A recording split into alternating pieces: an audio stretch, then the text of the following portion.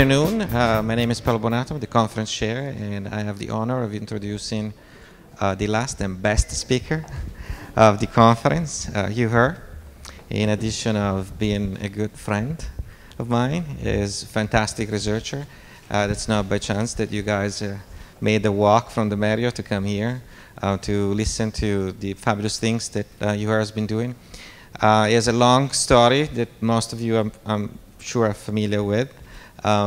Mostly, you might be familiar with his recent achievements after redesigning or contributing significantly to the design of knee prostheses a few years ago. Then he moved on to add actuation capability to prosthetic devices. He is the inventor and the mind behind the first active ankle-foot prosthesis, the power foot, and has been working very actively on adding the type of capability of other joint, and that's what we're going to listen to today. So without any further ado, Hugh, the podium is yours. Thank you very much. Thank you. Thank you, Paolo. Thank you. Thank you. We know from early Roman mosaics that permanent assistive devices in the form of canes and crutches and peg legs have been used by the physically challenged for much of recorded history. But even though such mechanisms are very, very old, they remain, for the most part, in terms of commercial systems, rudimentary in design. For example, if you suffer a stroke, thank you, Paolo, and you go to a leading hospital here in the US, such as MGH, you'll be given a piece of plastic to treat your foot ankle issues. It costs about $300 and doesn't do a whole lot. In fact, when you walk downhill, it cocks the knee and can be destabilizing. So the lack of technological sophistication in this space is surprising, given the human need. We all know the numbers. There's a lot of people in the US and, of course, across the world that could benefit from improved wearable robotic technologies for the leg. So the field of biomechatronics is putting forth exciting new designs in this area that are primarily in research labs, but we're about to see a number of electromechanical devices that will be launched as products to benefit patients in the coming years. So my lab is at MIT, specifically at the MIT Media Lab, and we focus on the advancement of biomechanics and movement control and applying that knowledge to wearable robotic technologies, primarily for assistive capacity, but also we attempt to augment normal human locomotory function with exoskeletal structures, which I'll talk about momentarily at the end of my lecture. So our first adventure into prosthetic design was to develop a transfemoral knee prosthesis. This is now a commercial product. The commercial name is the Rio Knee. You can see a US soldier wearing the device here on a treadmill. It's a variable damper. It uses magnetoroyological fluid in the shear mode. There's a microprocessor and a few sensors underneath the blue cover. It's local. The sensing and computation are local to the device. There's no neural input. Patients do fairly well, but if one were to measure the metabolic rate of these persons, one would see that it's significantly higher than normal. So it's a design that takes valuable human energy and throws it out as heat, which we believe is not the case for a person walking with biological legs. So I hope to convince you by the end of my talk that this is not a very good design, not biologically inspired. So one critical feature of prosthetic and orthotic leg devices is to build P&O systems that are economical for cyclic patterns, such as walking. So what do I mean by that? So here you see a gentleman walking in the Rio knee, and attached to it is a flex foot. The flex foot comprises carbon composite springs that store and release energy with each step.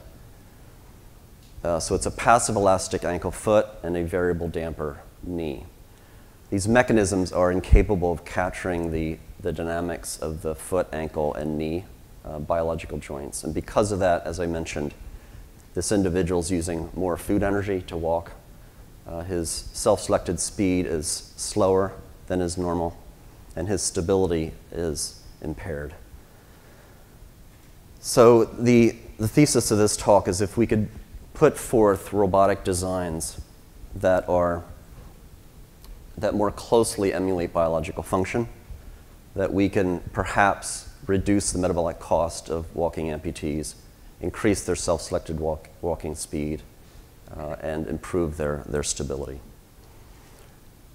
So here is a plot of mechanical power normalized by body mass in kilograms versus percent gait cycle. By convention, 0% is heel strike and 100% is heel strike of the same leg. So a complete walking cycle.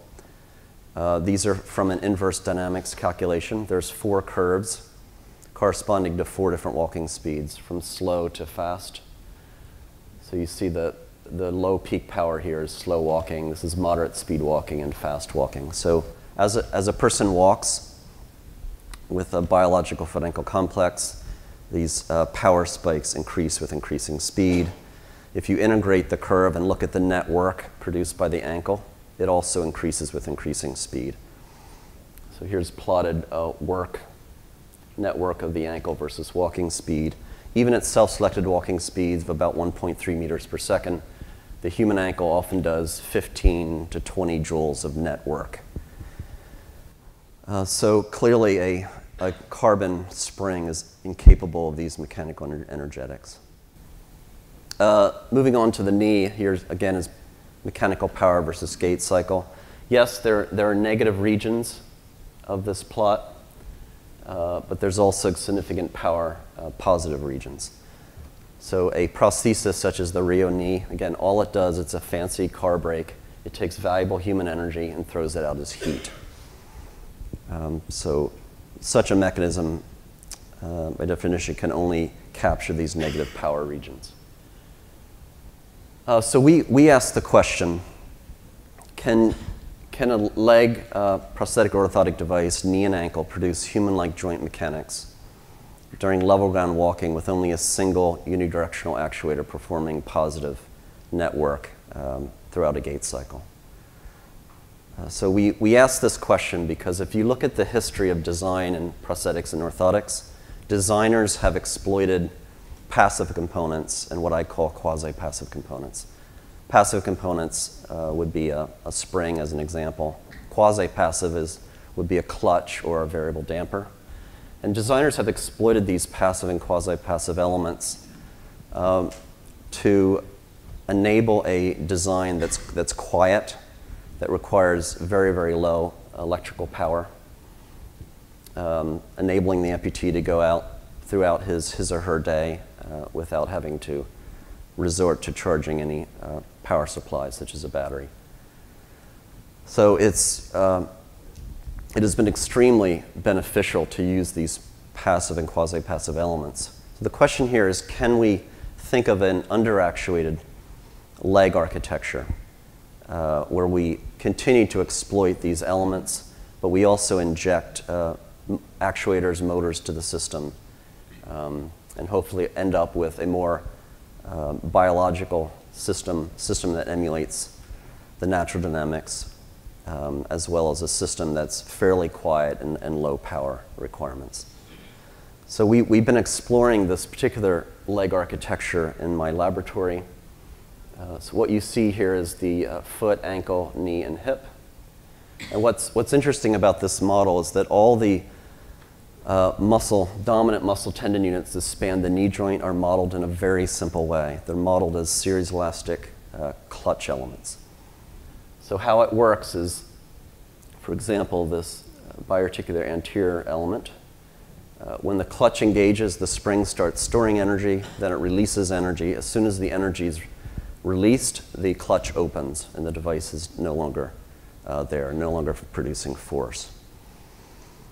So what we've done with, in constructing this model is we've done an optimization where we kinematically clamp the joints, the ankle, knee, and hip, using biological data from a gait lab.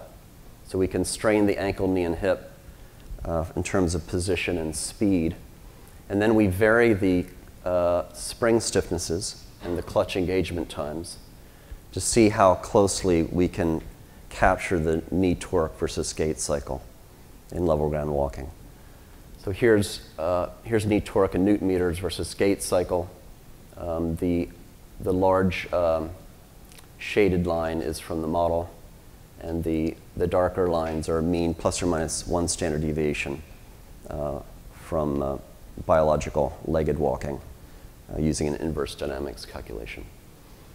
So it turns out with this model, one can capture the torque profile in walking with such an optimization by exchanging energy between these various elastic elements.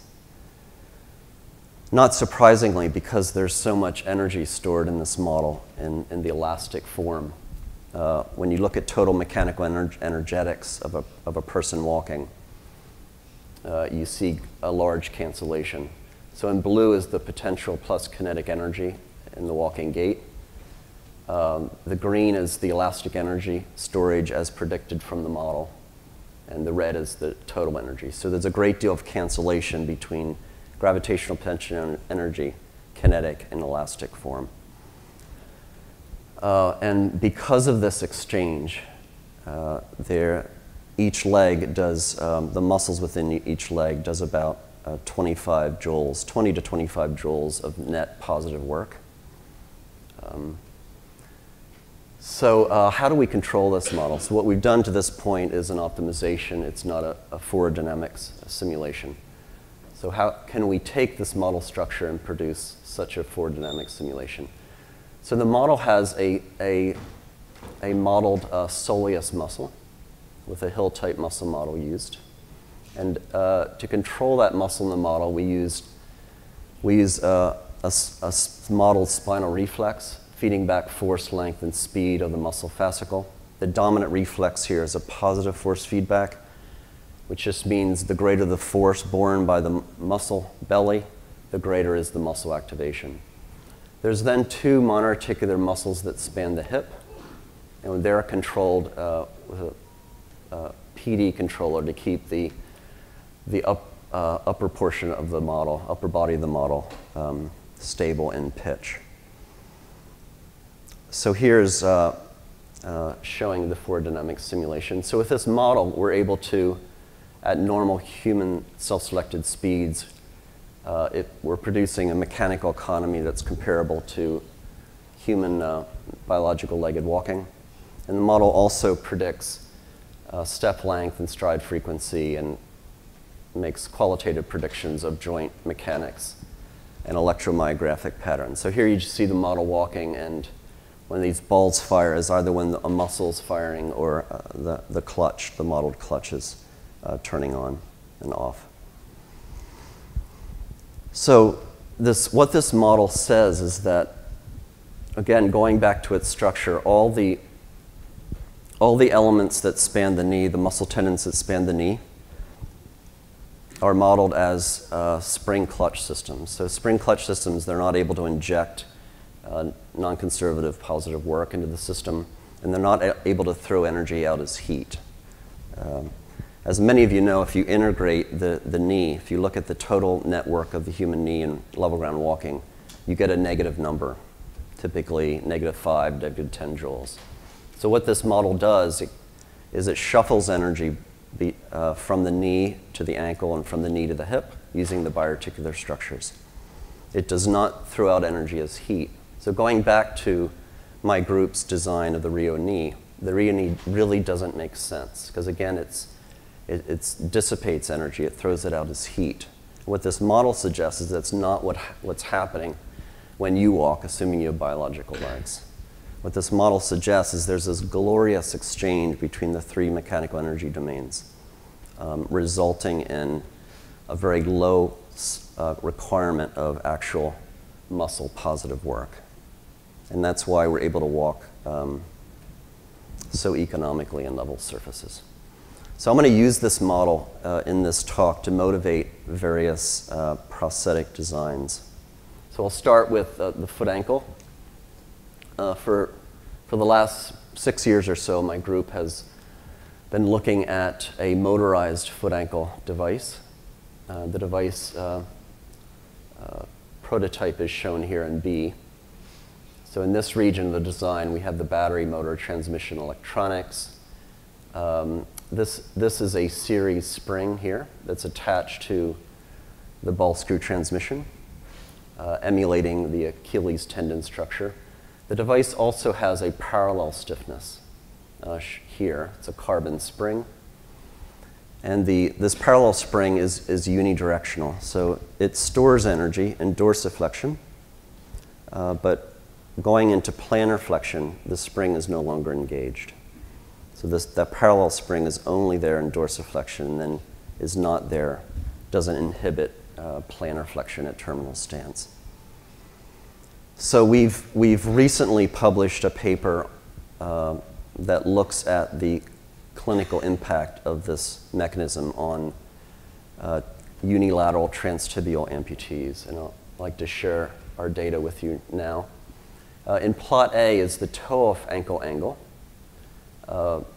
versus velocity. The shaded region is mean plus or minus 1 standard deviation. And then the blue symbols are from the robot. So we're able to capture how the toe-off angle, the amount of plantar flexion increases with increasing walking speed.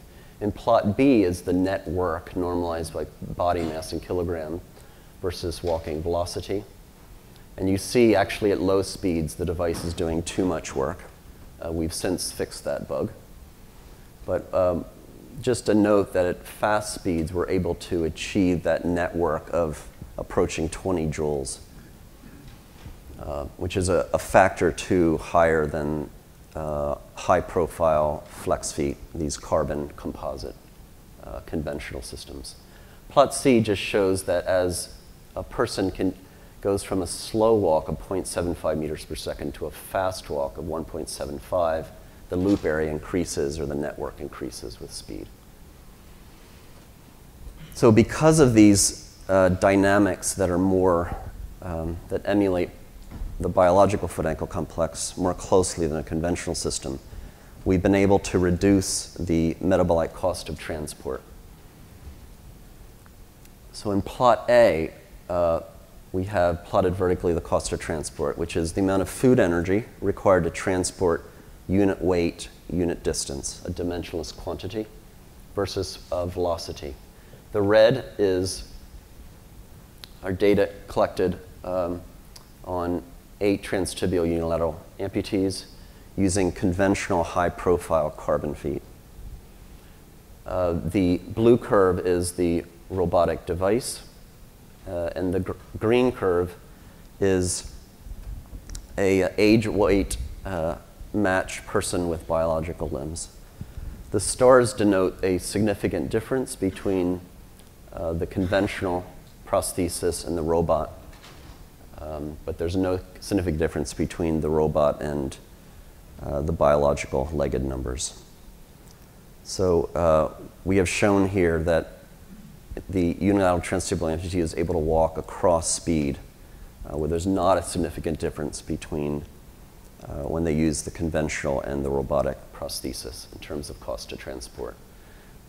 In B, we show that the device also normalizes walking speed, self-selected walking speed. So what's the key mechanism for why we're able to reduce metabolic cost in walking? The story by Art Kuo and colleagues about trailing leg work and leading leg work. So I mentioned earlier those very high power spikes at terminal stance and walking with the inverse dynamics data. So what's happening there is the trailing leg is outputting these very, very high mechanical powers so that the leading leg doesn't hit as hard, making the single to double support transition more economical. So that's what this robot's doing. We can achieve those same networks and peak powers, and that thrusting power planar flex flushing begins in a fast walk right before the leading leg hits the ground, and we're able to, with the robot, increase the trailing leg work and then decrease the leading leg work. So this is individual leg work on the center mass of the body. And it's believed that this is a critical mechanism for allowing a economical walking pattern.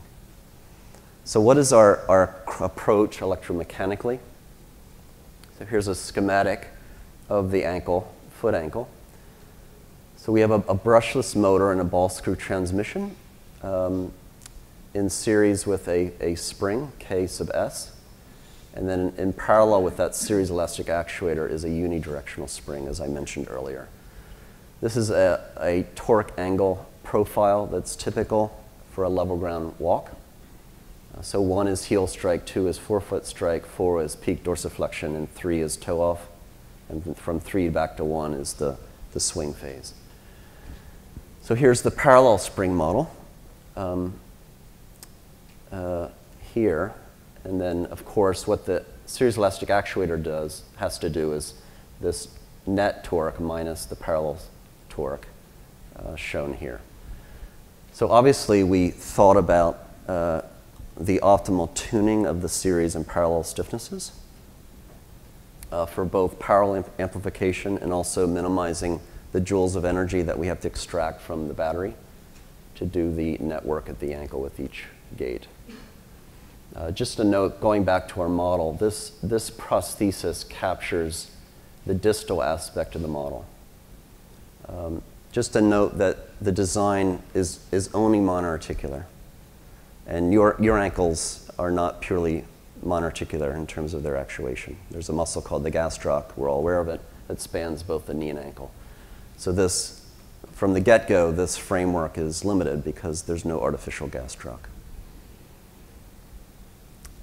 So optimizing the values, the series and parallel stiffnesses. So plotted vertically is the series spring, and horizontally is the total transduction ratio. And each of these plots has a distinct parallel stiffness. So here's a parallel stiffness equal to 0, no parallel spring whatsoever, intermediate and full parallel spring. So Kp equal to 1, what that means is if you have a spring stiffness that's equal to the slope between 0.1 and 4, such that when you're dorsiflexing, the series elastic actuator just has to get out of the way. That is to say, the parallel stiffness is doing all the torque generation. So that's Kp equal to 1. The colors are the cost of transport, not of the human, but of the device. So this quantity is the joules of energy from the onboard battery that transport half body weight, the distance of one walking cycle. Half body weight because each prosthesis, each leg has its own power supply, its own battery. So you want to be down here in terms of color, not up here. So not surprisingly, if you don't have a parallel spring, the energies are fairly high. So you want a tuned high parallel stiffness. What's more interesting, though, is you don't want a high series stiffness. You want a fairly low series stiffness. So what's happening here is a catapult mechanism. So we all know that motors are efficient when they spin fast. So with a softer series spring, what the motor does is before the planar flexion cycle, the motor winds up and dumps energy into the series spring and continues to wind going from the dorsi to planar flexion cycle. And then all that energy is dumped at very terminal stance. So it turns out that by that catapult type control, you can substantially lower the amount of energy you need from the battery on each step, and you can also amplify power. So here are data collected from the robot as a person walks. The The blue curve is the power output of the ankle joint itself, and the red is from the motor. So the motor's doing about, peak power is 300 watts, and the output's doing approaching 700 watts. So another tremendous benefit of having series tendon-like stiffness is that you get this tremendous boost in joint power output.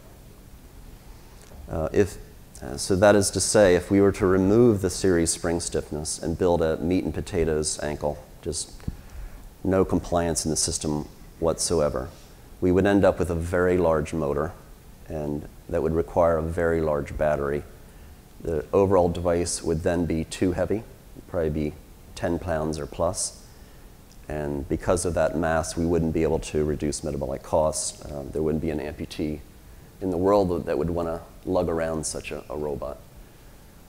So the dominant story electromechanically of this particular prosthesis is how we exploit elasticity. Moving on to control. So here's a simple state machine, a swing phase and a stance phase. In the swing phase, we do a position control. In the stance phase, we do an impedance model-based control. Impedance and non-conservative motive torque output control that's model-based. So I'll talk about the stance control first, and then I'll go on to the swing control. Here's the stance control. Here's the plant, and we feed back the measured position and speed of the ankle joint, and that goes into a parallel spring model to get the torque contribution to the parallel elasticity. And the state also goes into a neuromuscular model, and that model tells us, makes a prediction of what the torque would be if muscles were spanning the ankle. Then we subtract that desired torque from the neuromuscular model from the parallel torque, and we get the desired torque of the series elastic actuator. This rest of this block is just a robotic torque control. So now I'm going to tell you about the neuromuscular model. So here's a hill-type muscle model. So again, we input joint state. There's a muscle attachment geometry transformation. We get the length of the muscle tendon complex and the speed. Here's a reflex, spinal reflex type feedback of force, speed, and position of the muscle fascicle. The dominant reflex for the ankle we found is the positive force feedback, as I mentioned earlier. So what are the properties of these types of spinal reflexes? So one is, again, dominated by the positive force feedback. One property is that when the ground changes slope, that net ankle work changes. So in the upper plot, the amputee is walking in a level surface at a fairly slow walking pace, and the net work is 5 joules. And then the amputee starts walking uphill, and the net work goes to 12 joules, and the amputee starts walking downhill, and it goes to 0 joules. So this is occurring without the robot having to explicitly measure the terrain variation. It's automatic due to this very simple positive force feedback reflex. Again, the greater the force borne by the muscle that's being modeled, the greater is the activation. One also gets an emergent speed adaptation. So as I mentioned earlier in the clinical data, as speed increases, network increases. So in this robot doesn't have to measure how fast the amputee is walking. Using this reflex, the amputee walks, and the ankle outputs automatically a higher network and peak power due to the reflexive nature of the device. Positive force feedback sounds unstable, but keep in mind it's only applied when the foot's in contact with the ground. When the foot's off the ground, the swing phase control, we go into a position control of the ankle joint. So the first strategy in the first half of the swing phase is to dorsiflex the ankle so the person doesn't trip. Dorsiflexion for foot clearance. And then the second half of the swing phase, we begin positioning the ankle joint to a position that's appropriate for the next foot strike. So you can watch yourself walking around after this lecture. Note what your ankle does when you walk down steps. You plantar flex, your toes reach the next stair tread. And then when you go up steps, there's some dorsiflexion. So the position of the ankle is changing as a function of terrain to enhance our shock absorption and stability. So how do we get at that? One critical sensory package on the ankle is an inertial measurement unit. It has 3 accelerometers and 3 rate gyros. We, of course, get orientations with that sensor, but we also estimate translations. So when the foot's, we sense when the foot's flat on the ground, and then we do a 0 velocity update. We begin integrating forward, and we get the XYZ trajectory of the ankle axis of the prosthesis. So here are various terrains: level ground, terrain, and the blue is the estimated trajectory of the ankle joint. Here's walking up a 5-degree slope, going upstairs and going down a 5-degree slope. So what we do is, as the foot's going through the air, we assume in the next control cycle that the foot's going to strike the ground. So at the second half of the swing phase, we begin surveying the ankle joint with that assumption. So if, for example, if it's a level surface, by the time the foot hits the ground again, the delta z, the vertical distance, will go to 0. And then the controller will say, aha, the ground's flat. If it hits prematurely, the device assumes an ascending slope. To tell between an ascending slope and, for example, an ascending step, we use very simple pattern recognition, looking at the shape of the trajectory. Turns out when you step up a step, the vertical velocity of the ankle axis assumes a very vertical position because you're stepping up and down. When it's a slope, you step out. So the angle between the vertical velocity and horizontal is large. Where this, of course, breaks down is if the world looks like this, because what we're computing here is the average slope in a given step. So let me quickly show you the device. It's difficult because this room is so flat.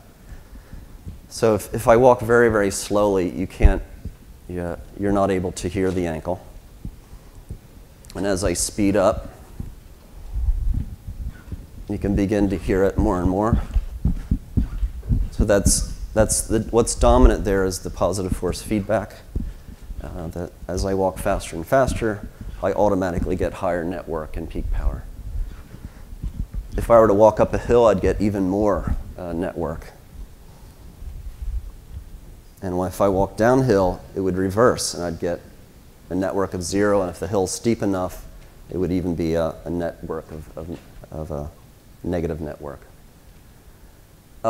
We didn't design this device for running, but it turns out it works pretty well.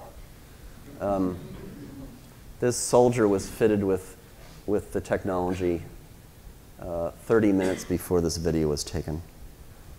And we didn't ask him to run, he just started to run. And he said it was fantastic. So from walking to running, with these simple reflexes, the person gets even more work. It's a very, very powerful framework.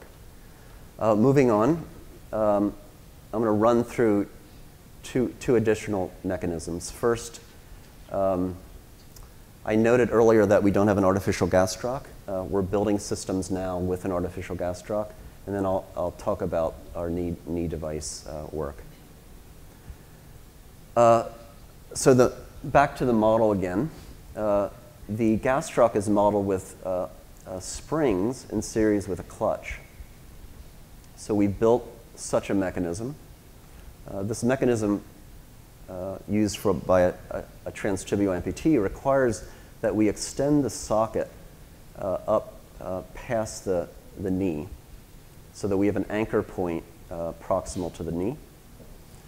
So this mechanism is very simple. When the knee flexes after heel strike, the spring is not engaged. As soon as the knee begins to extend, these springs are engaged and energy is being stored, and then in terminal stance, as the knee flexes and pre-swing, those energies are released, helping to lift the distal mass of the prosthesis off the ground, so the hip flexors don't have to work as hard in the amputee. We've not fully tested this device. In the near future, we want to do metabolic studies where we tease out the device without the artificial gastroc and the device with the artificial gastroc to see if we can see a metabolic difference. So that's just one anecdotal story. This, of course, is me walking. I was using the device, and just for a few minutes, I turned to my graduate student and I said, "It's no longer working." And he said, "Yes, it is." So just after a few minutes, I couldn't even feel that I was engaging the spring. And then my graduate student just purposely opened the clutch, permanently opened the clutch, so I wouldn't engage the spring at all. And I nearly fell over. And I suddenly felt this substantial co-contraction around my knee. So we also want to look at, is the amputee's gait stabilized as a result of this gastroc force? Moving on to a knee. So in our knee program, we're trying to capture these monoarticular spring clutch elements that span the knee. So this is a funny knee design, and the reason is there's a single degree of freedom, but we have 2 motors and 2 transmissions and 2 series springs. So here's right here's the first motor and the second motor. There's 2 ball screws and 2 tendon-like springs. And it's really funny because the end of the series spring is not mechanically grounded to the output. So you can spin the motors, get the springs out of the way, and move the knee joint without spinning the transmission. So that it will allow the knee to freely swing with little resistance to get a nice exchange between kinetic and gravitational potential energy. But then you can use the motors and position each series spring at an optimal location when the series spring is not under load, and then lock the motor shaft and then allow the output to engage the spring. And we found in modeling that you can largely track what the human knee does during stance by simply shuffling energy between the agonist-antagonist springs. That is to say, you can capture what the human knee is doing during stance without the motors doing any work on the output. All the motor's doing is positioning the spring when the spring is not under load. So this is the work of Ernesto. He'll be lecturing here at 5 p.m. So here's data from the knee prosthesis. I'll note 2 things. There's early stance knee flexion, which is unusual in transfemoral walking. And also want to point out plot E. Here's torque versus angle of the knee. So the knee is very, very stiff from heel strike to the end of stance. It's like a very stiff spring, torsional spring, and then it softens. So it goes from a stiff spring to a less stiff spring during the stance phase. By shuffling energy between these agonist-antagonist springs, we're able to get this large slope change in the torque angle space. Again, at very, very low energy requirements. So here's a recent video, I hope, of us collecting metabolic data on the current system. We're comparing it to the C-leg and the Rio, these classic variable damper knees, and we're getting a significant metabolic advantage with the knee. This is just the robotic knee. It's not attached to the robotic ankle, it's attached to a conventional foot. Because we want to tease out, if you just have a robotic knee and a passive foot, what's the metabolic advantage versus a fully robotic system? How am I doing for time? Okay, great. Moving on to leg orthoses, I want to talk about one project that we're working on. So many of you know this classic results of in running biomechanics. If you take the center mass of the body and a point halfway between the heel and the forefoot, and you ask what mechanical element can I put between those 2 points to have predictive capability of center mass dynamics. It turns out it's a spring, and it's a linear spring, and for slow to moderate running speeds, the stiffness of the spring doesn't even change.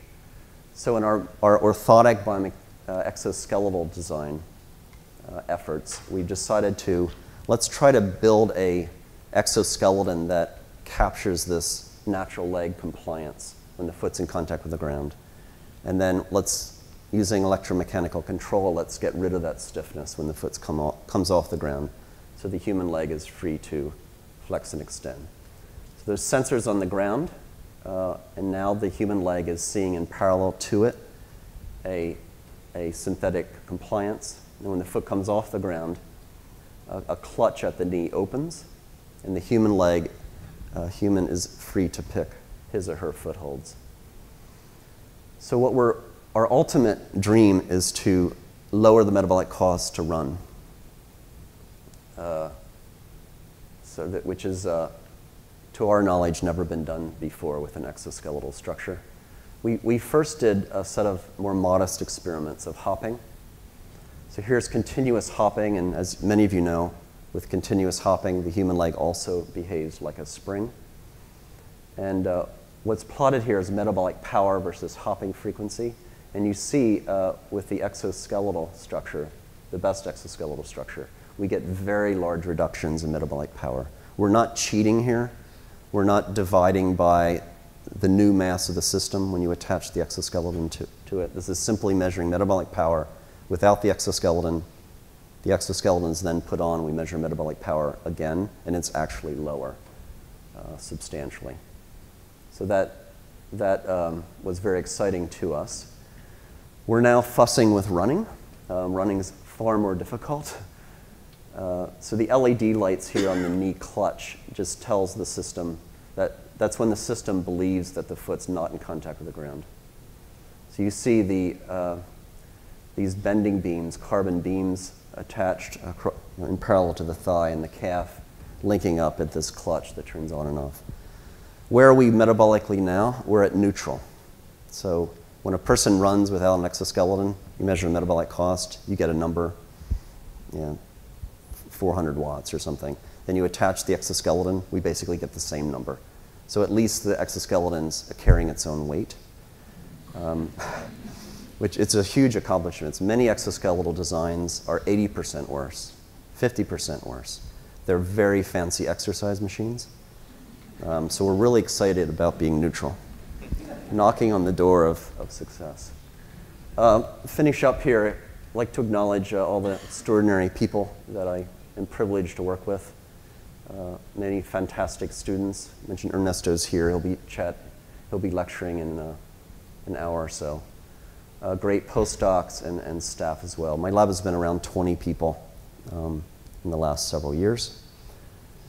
I'm also thankful for great sponsors, U.S. Veterans Affairs, the Army, the Tatric Division, and the commercialization work is a lot of angel and venture capital funds. So the key idea is that if we can advance the science of human movement, how the body works when we stand, walk, and run, what the tendons are doing, what the muscle fascicles are doing, what the spinal reflexes are up to, that is, we believe, a very powerful framework for motivating designs for leg prostheses and orthoses. Thank you.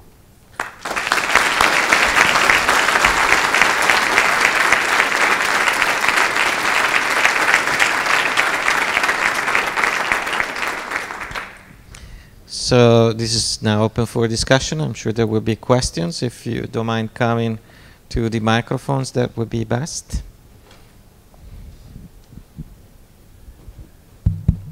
Very nice talk, Hugh. Could you comment on how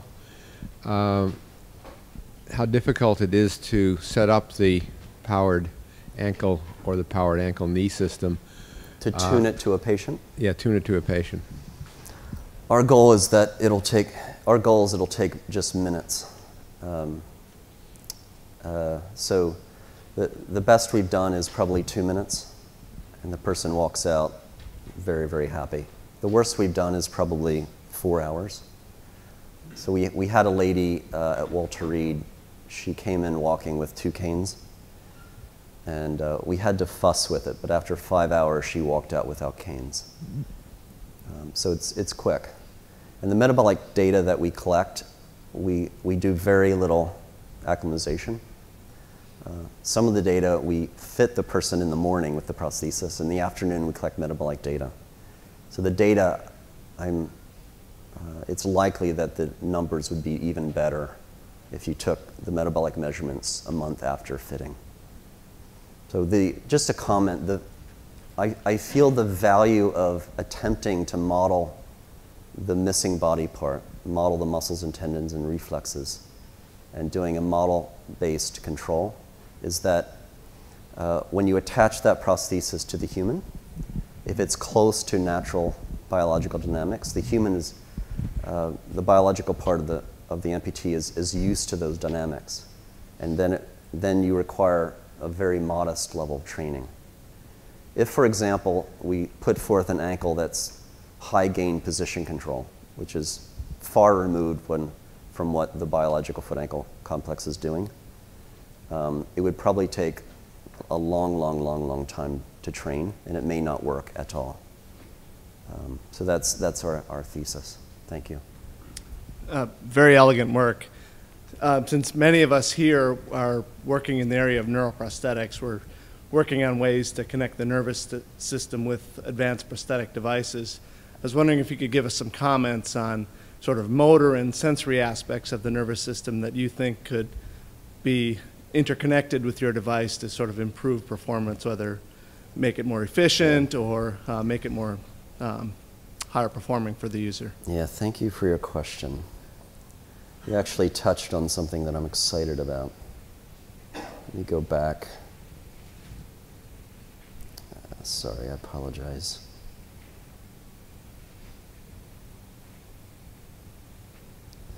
So we recently did an experiment with,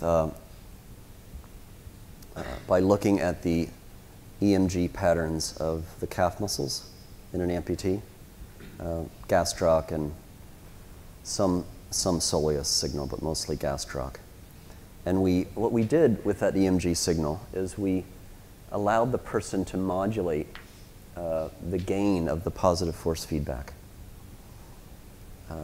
So the framework here is you use the neural signal to modulate the gains of the spinal reflexes. And the actual reflex servos are taken care of with onboard sensing and computation. So therefore you have very fast loops, and then you affect just the gains of those fast loops with the neural signal. And I was shocked at how well it worked.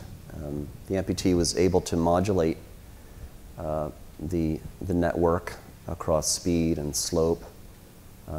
I tried it myself, and it was fantastic. I walked to the base of steps. I saw the steps with my eyes. I decided to power plantar flex my ankles going up the steps. I got to the top of the steps. I then walked down. I didn't want power walking down, so I didn't fire my calf muscles. It was wonderful to be in control of the robot. So an interesting note here is, in legs, prosthetic legs, because the robot's between the human body and a surface, the ground, you can do so much with intrinsic sensing and control. But so it wasn't that under EMG control I was able to do things I was not able to do intrinsically. But the fact that I had direct volitional control over the robot was very rewarding. I was no longer a backseat driver. I was the driver. And it was emotional. It was fantastic. I felt in control. So my point is this: with neural control, even if there's nothing, when you introduce the neural control, even if the patient can do nothing new that they weren't able to do intrinsically, it's still of profound benefit to have the patient driving the car instead of being in the back seat. We have time for another question? Or? Yes, if anybody has a question, just come to the microphones, yeah.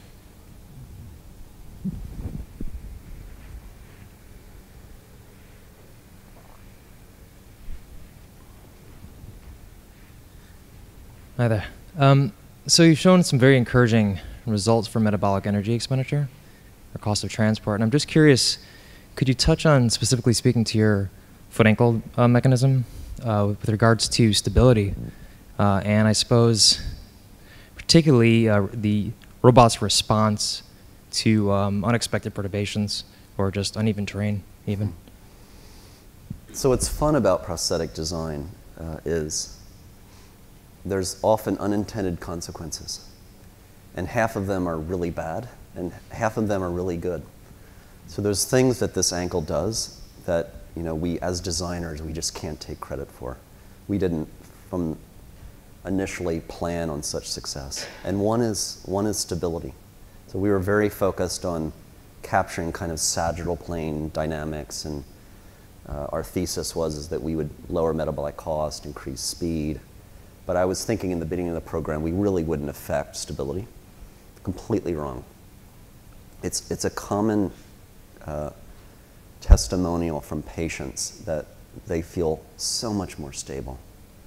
And my guess is that it's simply about impedance control. So from here, the first half of stance, the device is behaving like a tuned spring damper. And I think that allows the foot to kind of mold to the surface. And that molding enhances stability a great deal. So just a note, if I'm in a conventional flex foot and I'm standing here, just to remain balanced, if you were to look at my center of pressure and plot the center of pressure trajectory for a long, long time, you get a locus of points, and that locus of points has a radius. The flex foot, that radius is very large. And the powered ankle, it's much smaller. So there's less large kind of amplitudes of the center of pressure because there's an articulating ankle and there's stiffness and dampening. So that's, it's a wonderful story of impedance control, I feel. Great. Thank you. Thank you. Thank you, everyone. Very good. We will have to close it here because the poster session is started. Let's thank the speaker.